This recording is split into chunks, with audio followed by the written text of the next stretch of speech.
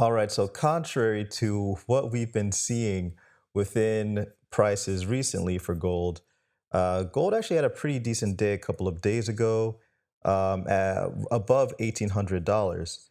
Now, one of the benefits that it received was the pound doing pretty well relative to the dollar. A couple of days ago, it got up to actually got up to 1.42, but here it's reflected as 1.41.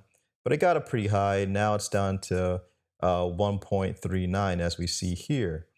And the pound actually started moving pretty decently against the dollar, um, helping to give gold its much needed support right here. But we are now waiting for stimulus. Now, when it comes to stimulus, we already know that that will be a boost to gold prices and even silver prices. But here's something that you may not have considered. Now, this is something that I'm going to bring the British pound back into. But when it comes to the GDP, we need bodies. We need people within the country in order to be productive to help along with the GDP. Now, the problem with the United States and the UK is this: our birth rates are plummeting within this country and even within the UK. UK is doing worse. Take a look here. Since back in 1960, the United States birth rate was at 3.65, UK was at 2.69, and it's only been dropping. Now, obviously, we know that as countries become richer, birth rates start to decline. Take a look here. Here's this is off of Wikipedia, mind you, but it's about income and fertility. But in developed countries where birth control is the norm, increased income is likewise associated with decreased fertility. Theories behind this include people earning more have a higher opportunity cost if they focus on childbirth and parenting rather than their continued career. Women who can economically sustain themselves have less incentive to become married. Higher income parents value quality over quantity and so spend their resources on fewer children. But here's the thing with a declining birth rate within a country: we need to maintain a 2.1 child or children per woman in order to replace the current population. Take a look here. Replacement level fertility is the total fertility rate, the average number of children born per woman, at which a population exactly replaces itself from one generation to the next without migration. Politicians realize this. And as you can see here, GDP currently within the United States is at 21 trillion, China is at 14 trillion, Japan is at 5 trillion. Now, we already know Japan's birth rate is really small. But as far as GDP is concerned, the United States GDP is still at the top, but China is coming really, really close. The GDP growth rate for China is actually greater than the United States, and it's poised to be greater in 2020. Now, the problem with the United States is that our population is currently around 330 million. Let's look at the UK, around 66 million. Um, Within China, let's see if we can find China here. We have 1.398 billion people within China.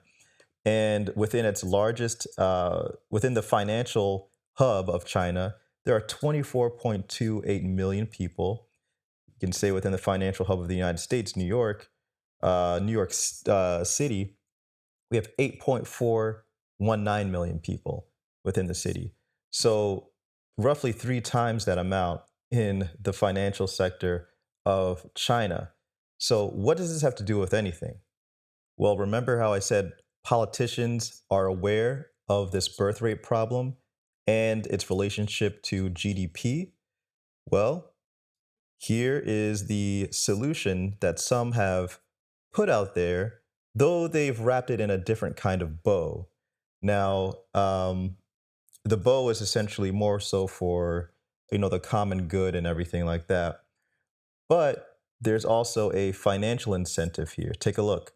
Immigrants add trillions of dollars to our GDP. This is in the United States, to our GDP and tax revenue, including $2 trillion to the US GDP in 2016 alone, and 329 billion to state and local and federal taxes annually. Now, at this point, you may be asking, well, Black Bullion, what does this have to do with gold? And what does this have to do with silver? Well, it has everything to do with prices. Because at the end of the day, whether it's gold or silver, or let's say real estate, for example, GDP needs to be kept up because all of the money that we've been printing here within the United States, and even though the UK has its fair share of pounds being circulated, we have way more dollars being circulated. Now, if the GDP is not kept up, we are going to have a huge problem when it comes to prices. And not a problem for us who actually own those assets, but a problem for people who want to buy them in the future because they will rise. Now, here's the problem, or better yet, here's the scenario. Dollars are essentially the resultant effect of transactions of goods and services within an economy, or you can just look at that as being called production within an economy, the GDP. So the dollar should reflect that. Obviously, we engage in a lot of debt, so our dollars are reflected of, the idea of future production that we are just borrowing in the present day time. But if our GDP growth doesn't catch up there to that assumed productivity level that we're borrowing from, then we're going to have an issue with prices being kept lower. So politicians have a huge incentive to increase immigration, again, given the fact that birth rates within the United States, and particularly, and also even the UK, have been dropping. Now, going back to Brexit, people often want to know, well, why did the pound drop, after the Brexit vote? Well, many people have talked about how Brexit was secretly, or not secretly, but was really about immigration. And reflected in the price or within the ratio of the pound to the dollar, you kind of have to take in consideration the GDP, and you have to take in consideration this immigration question. If there are going to be fewer people coming into the UK, and if these people are actually helping out the GDP within that country, then there could be a problem with the GDP if it's not kept up in lieu of people not coming into the country, and with birth rates on the decline within the United Kingdom. So we have the same issue here in the United States. Our birth rates are declining. I've talked about this, and joked around about how, us as millennials, we're more concerned about being dog parents and plant dads or whatever it's called. Um, so we need to start stepping up our birth rates here within the United States as well. But guys, let me know what you think about all of this. Obviously, this benefits us, but it's not going to be good when it comes to general cost of living, because at the end of the day, there's more to life than gold and silver and assets that you own. There are other things that you want to pay for, and those things may rise in price. But guys, let me know what you think about this in the comments section below. Thanks again for watching. Please hit that like button. Please subscribe if you're new. It's Black Bullion for goldandsilvertoday.com.